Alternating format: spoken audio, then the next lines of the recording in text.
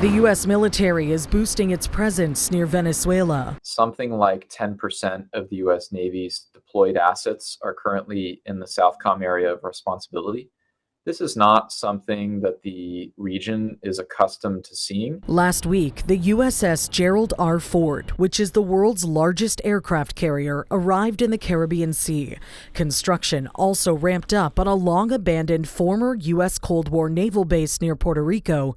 The recent activity marking the largest non-disaster-related U.S. military presence in the region since the invasion of Panama in 1989. The Trump administration is very keen to demonstrate that they are implementing a new paradigm when it comes to dealing with counter-narcotics. Second, I think the administration understands that Maduro himself and his regime is implicated in these kinds of activities. Nicolas Maduro, the embattled Venezuelan president, has been accused by the Trump administration of being responsible for mass murder, drug and sex trafficking, and acts of violence across the U.S. and Western Hemisphere. He's done tremendous damage to our country, primarily because of drugs, but really because we have that problem with other countries too.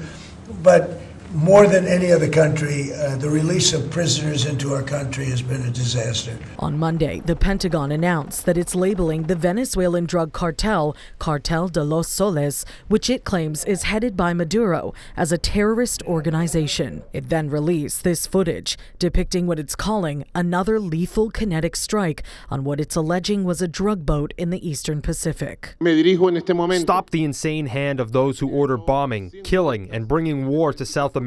Since August, the Pentagon has carried out more than 20 strikes on vessels in the region, killing dozens of people whom the federal government has alleged without evidence were terrorists.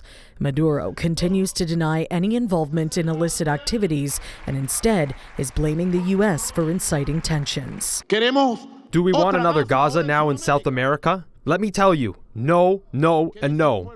Here, peace will triumph. International law will triumph. Now, senior Trump administration officials have held 3 meetings over the last week to discuss options for possible military operations inside Venezuela.